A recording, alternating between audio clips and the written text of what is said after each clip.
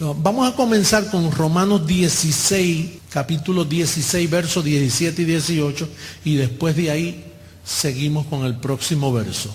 Pablo dice, os ruego, hermano, eso es en Roma, que es donde estaba la lucha de Pedro, los apóstoles, para formar el Vaticano, y ya Pedro contemplaba el peligro.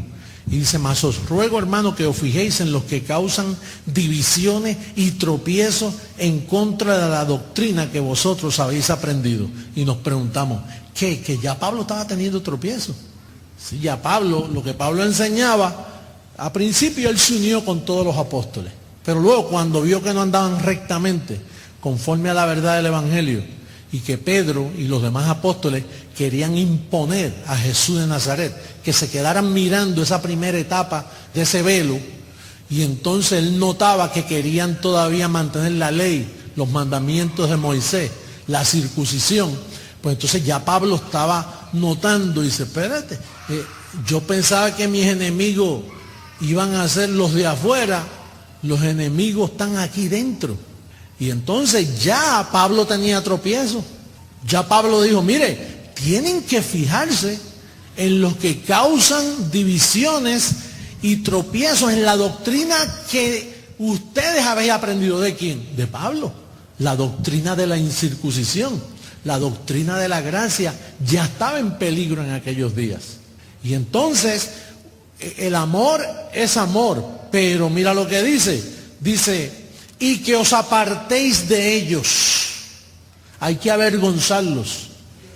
Por ejemplo, mire, yo cubro cualquier falta en ley, pero cualquiera. Pero yo veo un hermano que está causando división y me aparto. Sea familia, sea quien sea, si está causando división con la doctrina.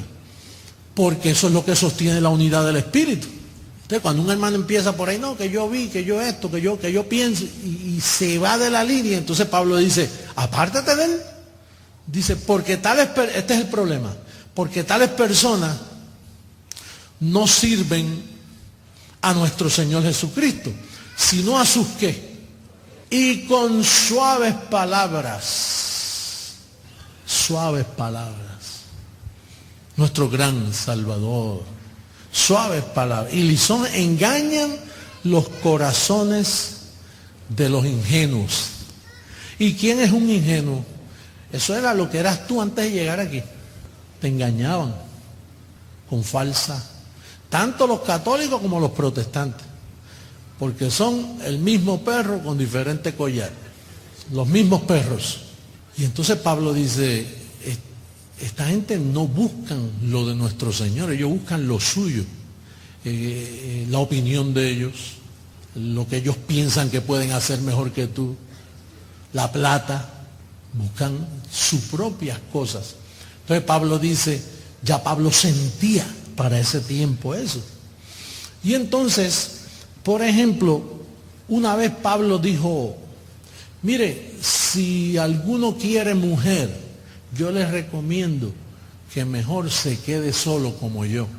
Yo no quiero casarme, yo quiero dedicar todos mis esfuerzos a la iglesia. Porque el que se casa se debe primero a la esposa y luego al Señor, dijo él en su carta. Si tú te casas, tienes que deberte a tu esposa. Y eso consume tiempo y dedicación, dependiendo cómo sea tu esposa. Unas exigen más que otras, pero exigen. De tal forma que Pablo dijo, el que se casa para complacer a su esposa, no al Señor. Ahora, el que se queda solo, pues todo va para el Señor. Y entonces, ¿qué pasa? Que parece que los apóstoles oyeron eso.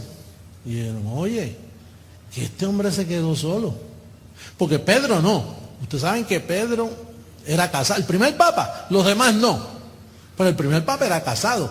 Porque dice que subió Jesús con Pedro a ver a la suegra que estaba con fiebre. Eso lo dice en Mateo 6, dice que la suegra de Pedro, y si usted tiene suegra porque usted está casado, ¿no cree?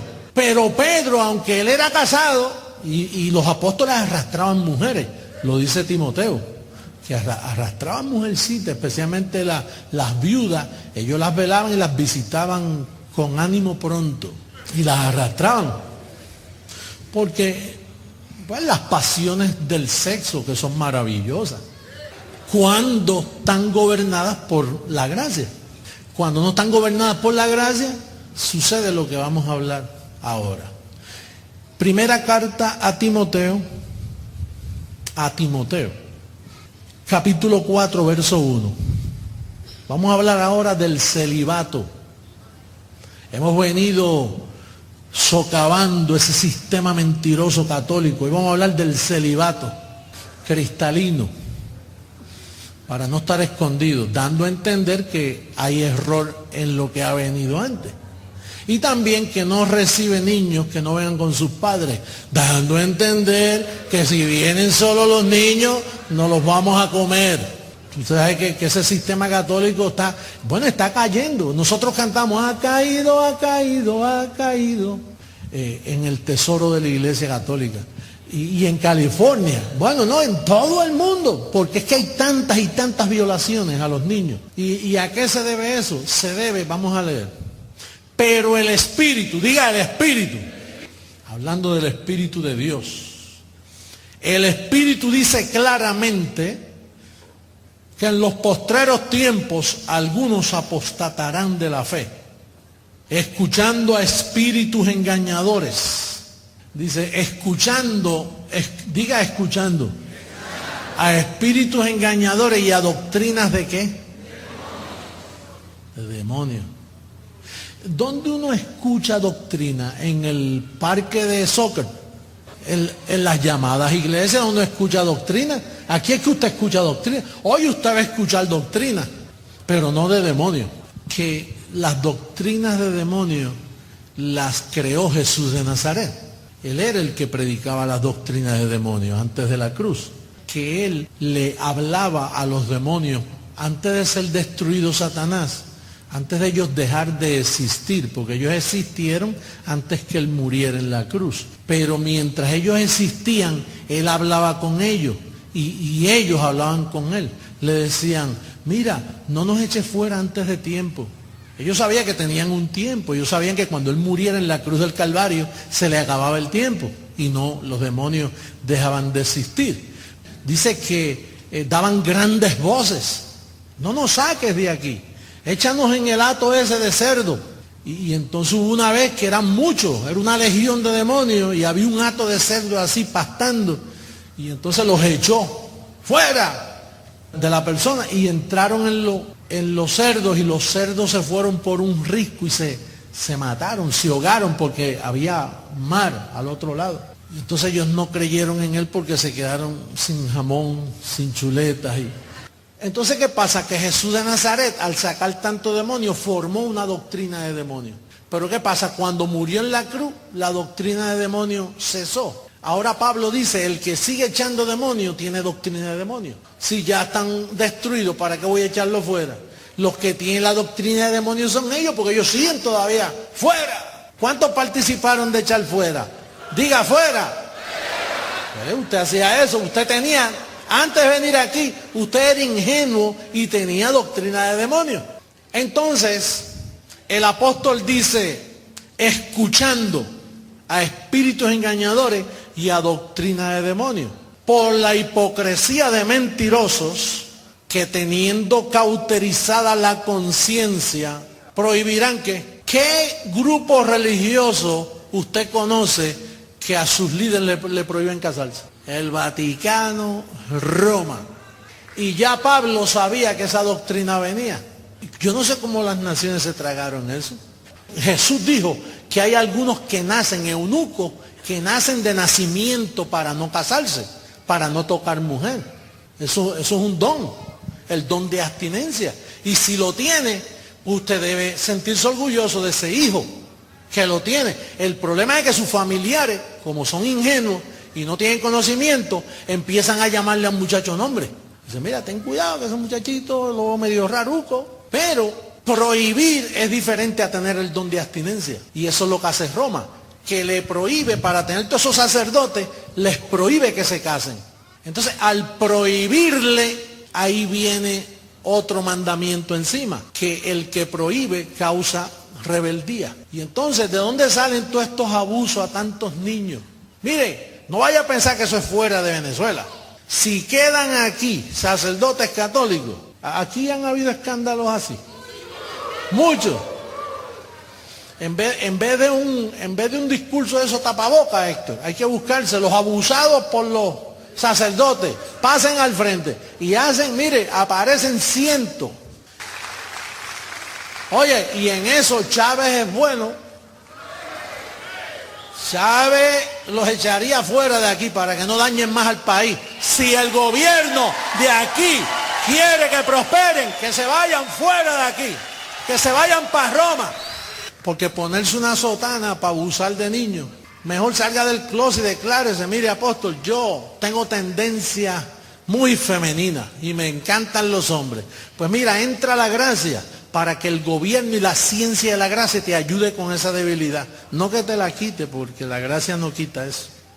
Lo que usted tiene que aplicarle es gracia para hacerlo correctamente. Marido de una sola mujer. Esa es la regla.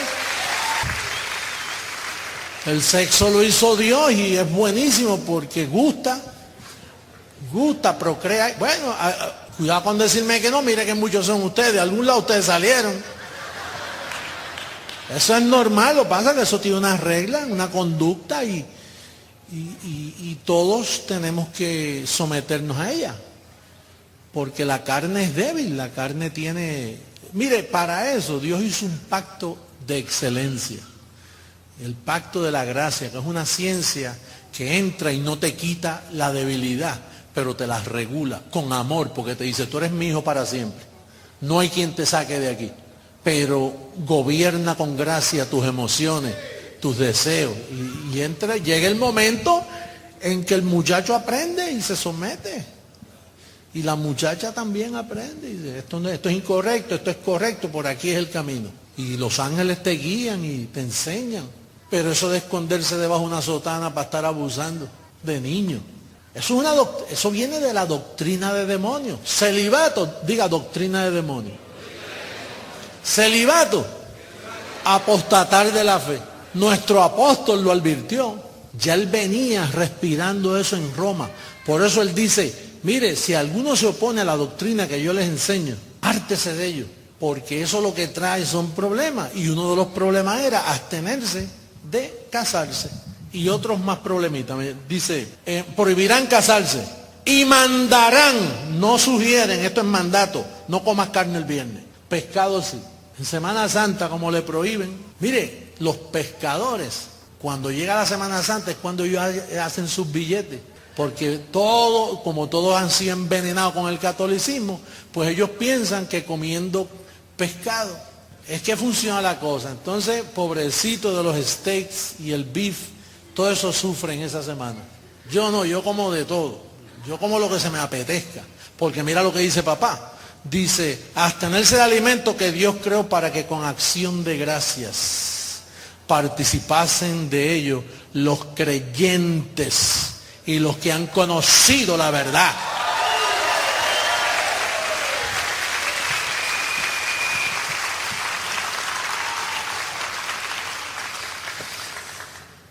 Doctrina de demonios. Y entonces así lleva el mundo 2000 años y nadie había dicho nada. Y los ponen en los periódicos y es como si no lo pusieran. Y no los pueden acusar. Ahí hay una joven que tenemos del ministerio que estuvo en Boston, Massachusetts. 2 curas la violaron, la ultrajaron. No la violaron, la ultrajaron porque ella era casada. Y entonces, ¿qué hizo la Iglesia Católica? Pues vamos a castigarlo. Uno lo enviaron para Roma para que siga ultrajando allá y otro lo enviaron para otro estado, para otro lugar, otro país, para que siga ultrajando en ese otro país. Entonces el cura que aquí violó 40 niños, pues entonces está todo bien, hermano, lo hemos expulsado. Lo hemos expulsado. Dígame para dónde lo expulsaron, para advertirle al otro país, porque allá va a violar más niños. Entonces ellos, como ellos fornican con el gobierno, pues el gobierno los protege y no los puede juzgar. Vamos a tirarlo al medio. A ese lo lastiman. Pero estas doctrinas de demonios siempre han estado en la iglesia. La tienen los protestantes y la tienen los católicos. Los protestantes echando fuera demonios. Se pasan echando fuera demonios. Y mire, y esto, hay gente que, yo conozco un caso en Puerto Rico que cogieron una hermana porque llegó con unos areticos. Y entonces era una congregación muy espiritual, más bien muy legalista y carnal.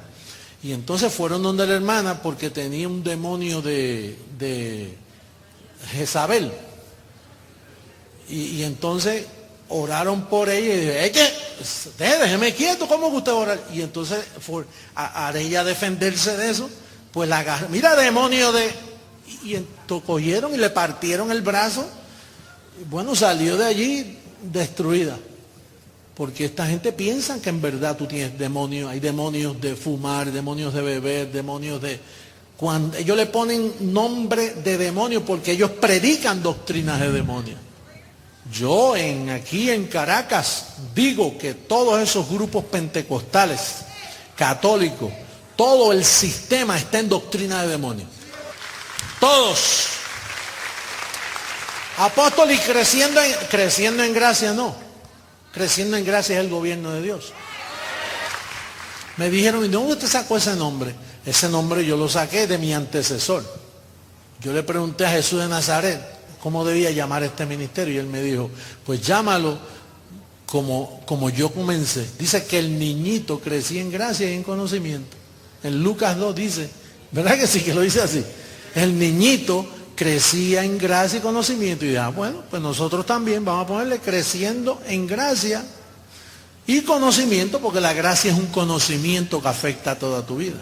Y donde hay gracia pura, sin rudimentos, ahí no hay apostasía. Por eso fue que Lucas escribió y dijo, ¿hallará el Señor cuando venga de nuevo fe en la tierra?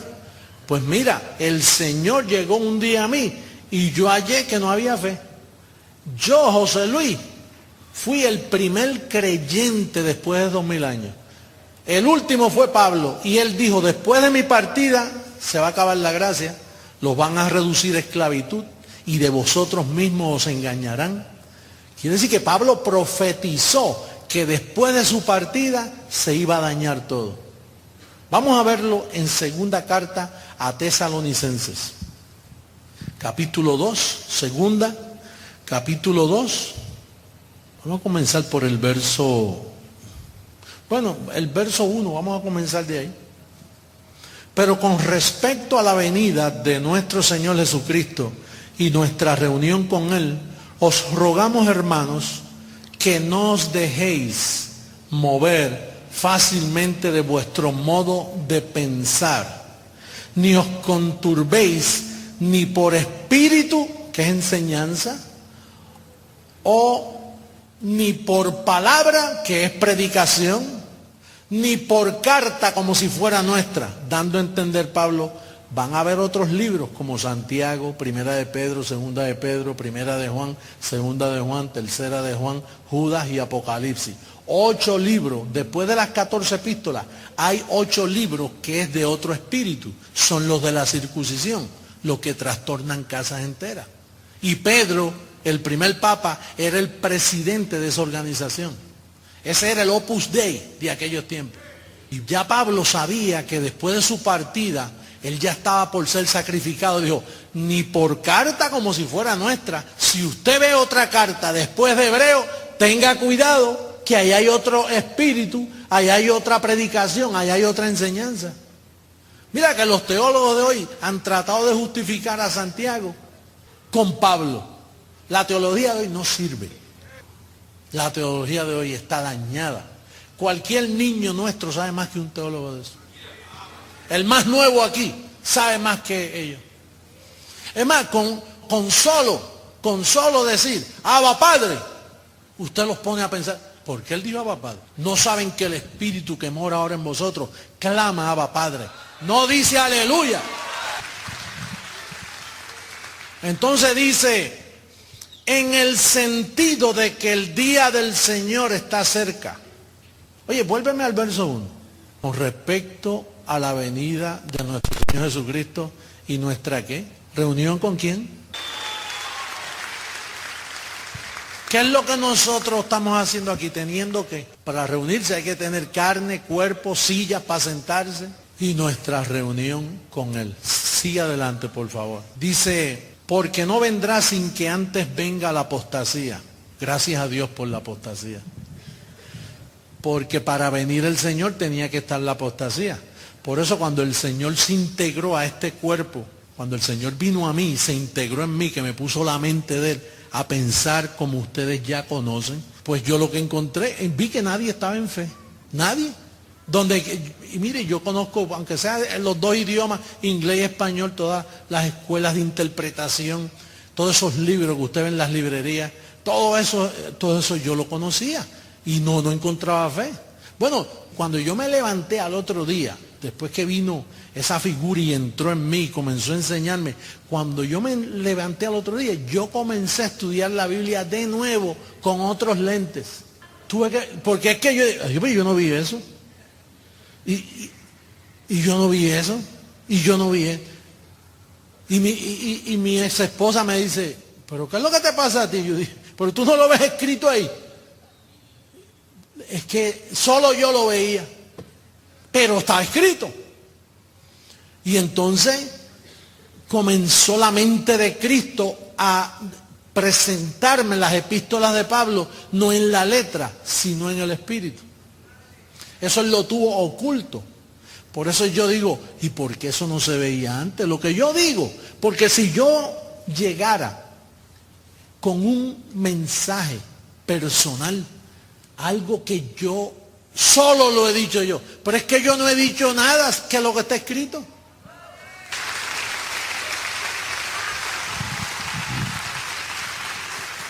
Me dijo un hermano en California, ¿sabe qué, apóstol? Cuando yo lo esperé la primera vez, yo pensaba que usted iba a traer una cosa de otro mundo, como el programa es infinito, cosas espeluznantes. Yo pensaba que usted iba a traer una cosa que cuando yo entré, lo primero que hice fue, cúbreme de Drácula. Me hizo la señal de la... Yo no sé dónde me estoy metiendo, y entonces cuando entro, lo escucho, usted lo que habla es lo que está ahí, pues eso yo lo tengo yo en mi Biblia. Ahora, ¿por qué yo no lo entendía? Yo no sé por qué. Y es que la mente de Cristo, cuando Pablo murió, mire, Pablo tuvo la mente de Cristo. Y entonces cuando él murió, esa mente, mire, como cuando usted apaga la luz, un switch, se apagó. Digo, después de mi partida se apaga la luz. Y entró un periodo de obscuridad que duró hasta el 1973, cuando prendieron la luz. Prendieron la luz en mi cabeza, y cuando se prendió la luz, yo no soporté eso. Yo vi todo tan claro y comencé a hablar y no paraba. Y yo dije, ¿qué es esto? Y donde quiera que me metí, y hablaba, y me ganaba 5 y perdía 3. Es como cuando usted se monta en una correa eléctrica esa del aeropuerto, pero al revés. O sea, que usted cree que está avanzando y está en el mismo sitio. Y me ganaba 10 y perdía 5. Y tenía 20 y en un viajecito cuando tenía 5 y así. Porque es que la gente decía, pero es que esto es muy fácil. No puede ser que sea tan fácil. Que yo estoy bendecido con toda bendición. Es que el hombre siempre quiere pagar por las bendiciones.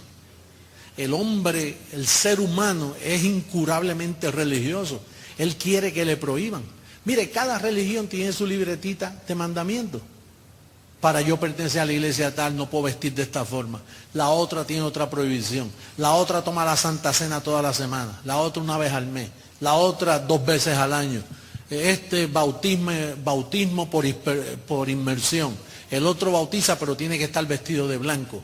El otro bautiza en el nombre del Padre, del Hijo y del Espíritu Santo. No es en el nombre. El otro bautiza en el nombre de Jesús, porque ese es el nombre. Y hay una de variedad en cuanto a lo que ellos creen, que es increíble. ¿Por qué? Porque la mente de Cristo no estaba. ¿Por qué en el ministerio Creciendo en Gracia, en todos los países que estamos, que ya yo no sé ni cuántos son, todos hablan lo mismo? Eso es un misterio. Que todos, acá dicen bendecido, allá dicen bendecido. Acá dicen Abba Padre, allá. Es más, cantamos lo mismo. Y me sentí que estaba en Miami, que estaba en Bogotá, que estaba en cualquier país nuestro. Todos cantan, es una misma mente, un mismo sentir, un mismo parecer. Eso, mire, eso nadie lo había logrado en toda la historia. Eso solo se ha logrado por causa de la gracia. Porque la gracia te lleva a pensar lo mismo. Solícito en guardar la unidad del Espíritu. Que todos hablen una misma cosa, en un mismo parecer. Eso es difícil lograrlo.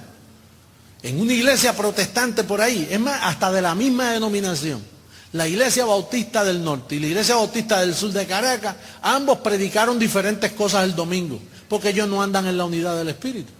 Y cuando van a las reuniones mensuales, todos esos ministros, todos difieren el uno del otro, todos. Dicen, no, yo no creo así. Ah, pues yo creo así. No, pero yo experimenté así. Y es todo diferente. Solo el evangelio puro de la gracia. Ah, y no todo el que te dice estoy en gracia es verdadera gracia. Aquí en Caracas teníamos uno que venía de Miami. Venía de Miami a que enseñar y él simplemente se metía en el internet, cogía los mensajes míos y lo presentaba como de él. Hay muchos ladrones de gracia todavía, porque es que la gracia es una doctrina única, es una doctrina que te coge tu vida. Mire ese poema, qué belleza de poema, qué lindo estaba ese poema, la experiencia de ella, porque eso es lo que hace la gracia, te va transformando, te va llevando individualmente, va formando tu vida. Y la gracia te hace que te concentres en ti, no en los demás, no en el otro. Tú no miras al otro, tú te miras a ti. Se cumple lo que Jesús de Nazaret dijo. No mire el espeque o el árbol que tienes en tu ojo sin mirar. Primero mira la viga que está en tus ojos antes que mire la de los demás. La gracia te concentra en ti. La gracia trata con tu ser. La gracia te saca medida. Tarda años en sacar quién verdaderamente tú eres. La pobreza hace mucho daño.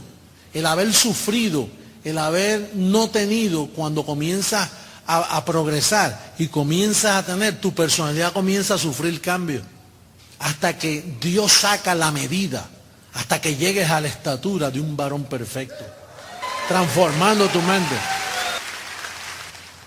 Dice, pues no vendrá sin que antes venga la apostasía y se manifieste el hombre de pecado. ¿Qué es el hombre de pecado? ¿Un solo hombre? No, el hombre de pecado es el que enseña que todavía hay pecado. Mire, Juan fue un hombre de pecado. Él se atrevió a decir, Juan, hijito, si alguno dice que no tiene pecado, la hace al mentiroso. Y eso parece muy bueno. Juan dijo, hijitos míos, si alguno dice que no tiene pecado, ¿por qué Juan dijo que no tiene pecado? Porque Pablo decía que con una sola ofrenda Él te hizo perfecto para siempre. Porque Pablo dijo que Cristo murió y quitó el pecado del medio. Entonces Juan se oponía a Pablo con palabras suaves, lisonjas. Hijitos míos, cómo amo a Jesús. Si alguno dice que no tiene pecado, hacen a mi Jesús mentiroso. Eso es una forma de burlarte de Jesús. Sino todo lo que brille es oro. Dice, el hombre de pecado, el hijo de perdición. A veces esos pastores utilizan el pecado, el arrepentimiento, y son hijos de perdición metidos en la iglesia, porque el hijo de perdición está en la política, está en la religión, está en la mafia, está en el crimen organizado. El hijo de perdición no solo está afuera, le encantan esas iglesias donde se ponen cotonas y cruces bien grandes. Cuando tú ves un hombre que le gustan mucho los adornos, los atavíos de reverendo, tú los ves en los aeropuertos, yo los veo. Allá a mí, porque le dan preferencia, si van a decir, pase, lo pasa enseguida. Usted se pone un clerical de eso. Por eso a estos pastores protestantes les encanta imitar a los católicos con los atavíos, eso. y son hijos de perdición. Les encanta que los pongan en el primer lugar, y si se lo merecieran, pero no son llamados a eso. Son hijos de perdición que buscan lo suyo. Usted tiene que tener cuidado con eso. No todo el que le habla suavecito, y no todo el que le dice Dios te bendiga, te está diciendo algo bueno. Mejor mándame paz y no me diga Dios te bendiga. Me duele menos. El cual se opone y se levanta contra todo lo que se llama Dios o es objeto de culto, tanto que se sienta en el templo de Dios. Mira, el templo de Dios es la mente. Y ahí se te sienta Roma. Se sienta en el templo de Dios como Dios, haciéndose pasar por Dios. Está sentado en la mente de miles de venezolanos. Y hay que bajar eso y ponerle la gracia. Dice, ¿no os acordáis que cuando yo estaba todavía con vosotros os decía esto? Cuando Pablo estaba, él decía esas cosas. Porque ya está en acción el misterio de la iniquidad, que eran los apóstoles y la iglesia romana, el Vaticano, el papado. Esa era la acción del misterio de iniquidad. Especialmente Juan, el discípulo que se les recostaba a los hombros a Jesús de Nazaret. Ese era el peor de todos. Y junto con Pedro, que competían casi iguales. Pero ese era el peor. Esas 3 epístolas que él escribe, eso es veneno puro. Esas 3 epístolas, si usted las estudia, están en contra de Pablo totalmente. Y Santiago ni se diga. Santiago ese era un bandido. Él era un pastor judío. Por eso dice, si alguno está enfermo entre vosotros, llame a los ancianos y únjanlo con aceite. Por eso todas esas iglesias evangélicas por ahí están podridas, una peste de aceite que tienen en los púlpitos. Y todas tienen un pote así guardado en una esquinita así. ¿Qué es eso? Dice, ese es aceite ungido que lo traje de Israel. Porque ya está en acción el misterio de la iniquidad. Solo que hay quien al presente lo detiene. Pablo lo detenía. Hasta que él a su vez se ha quitado de en medio. Y entonces se manifestará aquel inicuo a quien el Señor matará con el espíritu, con el espíritu de su boca. Y destruirá, ¿con qué? Yo soy el resplandor de su venida. ¿Cómo se llama este teatro? Municipal. Este teatro nunca, las paredes. Mire esos 2 ángeles que están allá con la trompeta. Trompeta significa mensaje, porque esto es para hablar. Nunca este teatro había experimentado una reunión como la de ayer y la de hoy. Yo creo que el teatro, la creación, está tan impactada la creación, el cemento, las varillas y los tubos y todo, que yo espero que se sostenga muchos años más. Que no, después que salgamos nosotros, no se vaya a caer. De gozo, dice, por fin estas paredes recibieron palabra de la verdadera fe, del evangelio de la gracia. Inicuo cuyo advenimiento es por obra de Satanás, carne, con gran poder y señales y prodigios mentirosos, con gran poder y señales, esas señales, y prodigios mentirosos, con todo engaño e iniquidad para los que se pierden. Por esto, Satanás les envía un poder engañoso. ¿Quién envía el poder engañoso? Tú sabes que Santiago decía, hijitos míos, no erréis, toda buena dádiva y todo don perfecto proviene del Padre de las luces. ¿Por qué Santiago hablaba así? Porque Pablo escribía así. Sé que Dios envía poder mentiroso, engañoso. No puede ser, Pablo tiene que estar mal. Todo don perfecto proviene del Padre de las luces. Todas esas cartas, si tú las lees poco a poco, están en contra de Pablo. Si tú quieres, tú quieres aprender gracia, lee, entendiendo primero, lee las epístolas de la circuncisión, las cartas de la circuncisión, y todo lo que dice ahí, vete, verifícalo con Pablo, y para que tú veas que están en contra de Pablo. Ejemplo, Santiago 2.24, búscame Santiago 2.24. Mira lo que dice Santiago en el capítulo 2, verso 24. Hermanos míos, vosotros veis, pues que el hombre, mira lo que dice Santiago, para que tú veas qué clase de blasfemia. Oye, ¿usted no le da miedo, apóstol, a hablar así de esos hombres de Dios? En ningún modo, ¿cómo me va a dar miedo? Si yo los conozco como mis manos, ya. Dice, vosotros veis, pues que el hombre es justificado, ¿por qué? Y acaso un poquito de fe, y no solamente por fe.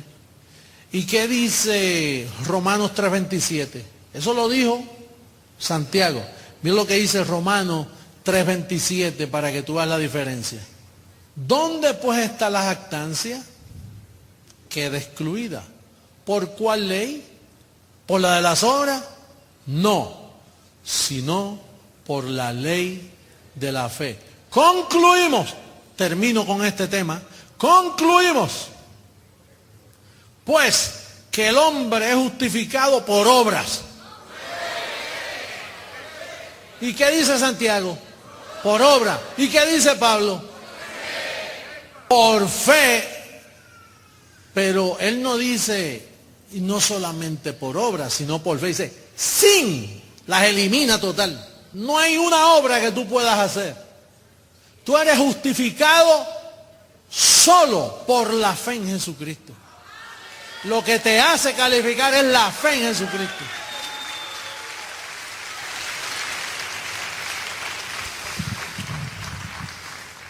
Entonces, en esta mañana hemos concluido unas verdades irrefutables que cualquier persona que tenga dos dedos de frente y que ame la verdad,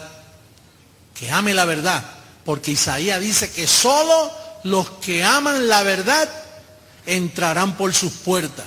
Si usted no ama la verdad, usted se va a ir de aquí, yo no sé ni cómo se va de aquí.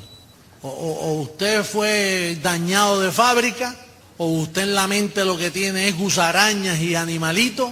Si usted no entiende esto, entonces yo no sé en qué usted ha creído. Pero hemos hablado claro, con evidencia bíblica, ¿sí o no? Entonces concluimos que Santiago, ese libro, fue uno de los que Pablo nos advirtió como por carta, como si fuera nuestra. Santiago fue un miembro de la circuncisión, asistente de Pedro, criminal. Se unieron con los demás apóstoles, Pedro, Jacobo, Juan, para darle muerte a Pablo, diciendo, no conviene que este hombre viva. Lo mataron en Roma, lo mató Pedro, sugerencia de los apóstoles. Hombres inicuos. Apóstol, ¿y por qué Jesús de Nazaret los escogió? Él escoge así, escogió a Faraón para endurecerlo.